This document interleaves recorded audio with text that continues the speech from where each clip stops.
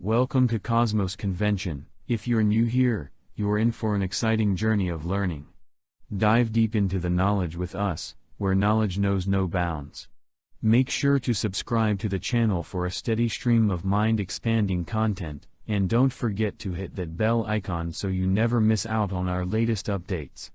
Stay curious, stay informed, and let's explore the cosmos together. Now let's start our new topic: nations, as constructed entities. Let's start our topic: the social construction of nations.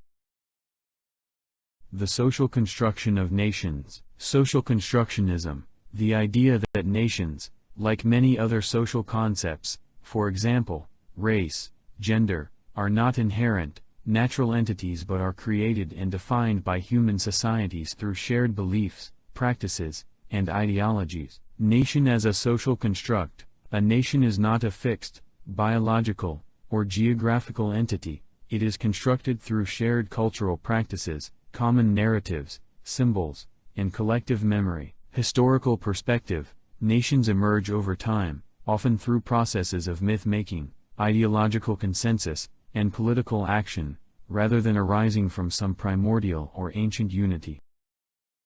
Nation. Definition. A nation refers to a large group of people who share common cultural elements, such as language, traditions, and history, and often live within a defined territory. It involves a sense of collective identity that ties people together. Cultural boundaries. Nations may be defined by shared language, religion, ethnicity, or other markers of culture, but the boundaries of a nation are often fluid, changing, and constructed rather than natural. Not bound by ethnicity. While nations are often imagined as ethnically homogeneous, modern nations can be multi-ethnic, and the concept of the nation-state is not inherently tied to ethnic purity. Nation building. Definition. The process through which a group of people, often under state direction, creates or strengthens a national identity and unity.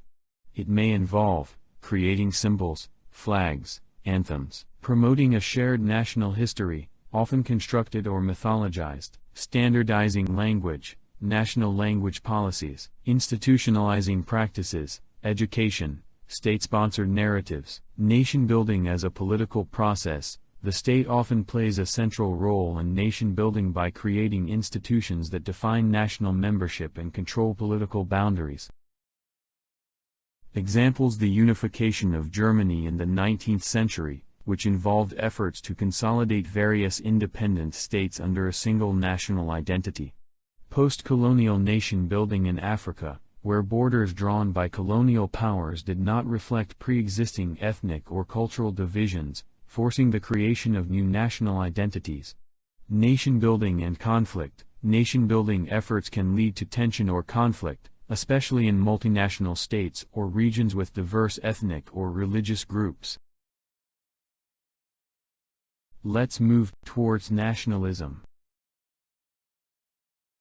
The definition of nationalism is that nationalism is the ideological belief or political movement advocating for the interests, culture, and identity of a particular nation or group.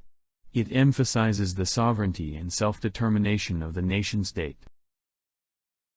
Types of nationalism includes the civic, ethnic, and cultural nationalism. Civic nationalism means that national identity is based on shared citizenship, legal equality, and political participation, regardless of ethnic background. Ethnic nationalism means that national identity is rooted in shared ethnicity, culture, or race, often excluding outsiders who do not belong to the ethnic group. Cultural nationalism means that focuses on the preservation and promotion of a nation's cultural traditions, language, and customs. Nationalism, from a social constructionist perspective, is seen as a product of modernity.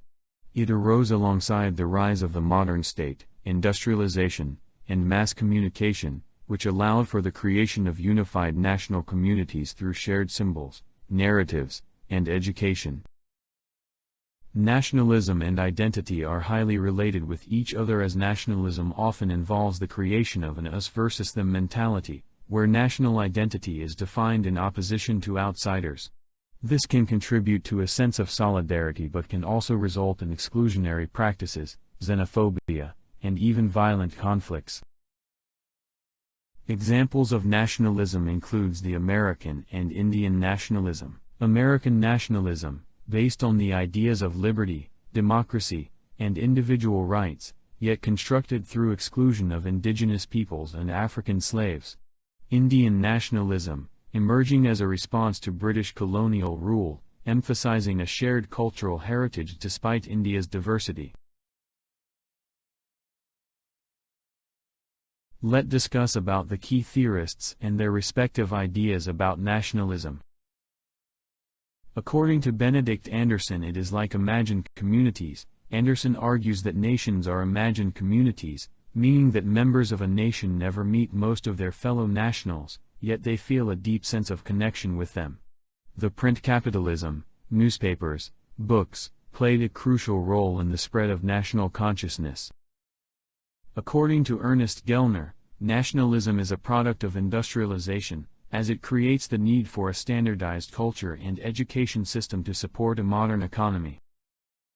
According to Eric Hobsbawm, it is the invention of tradition.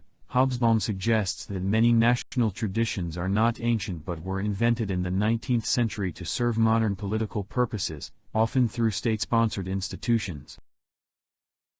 According to Anthony Smith, national identity and the idea of the nation is that, as he emphasizes that while nations are socially constructed, they often have deep roots in ethnic or cultural communities that form the basis for national identity. The critiques of the constructed nature of nations are essentialism versus constructivism. Some argue that nations have real and ancient roots in shared ethnic identity, language, and history, essentialist view, while others argue that nations are entirely modern inventions without deep historical continuity, constructivist view. The critiques of the constructed nature of nations are post-colonial critique. Post-colonial theorists critique nationalism for often being exclusionary, and in many cases, nationalism has been used to justify imperialist and colonialist policies. For instance, nationalism can ignore indigenous histories and cultures, imposing new identities on colonized peoples. The critiques of the constructed nature of nations are, in the context of globalization, the power of national identity is sometimes questioned, with increased internationalism and transnational identities challenging traditional ideas of the nation-state. Let's conclude our topic as, nation as construct. Nations are not immutable, essential entities, but rather constructed through political, social, and cultural processes. The concept of the nation is shaped by historical, ideological, and institutional factors. Let's conclude our topic as, nation building and nationalism. Both processes often involve the promotion of a collective identity and are used to foster unity, but they can also be exclusionary or divisive, depending on how national identity is framed and who is included or excluded. Dynamic and evolving. As societies evolve, so too does the idea of the nation. Changes in politics, culture, and technology continue to shape the concept of the nation in contemporary globalized contexts.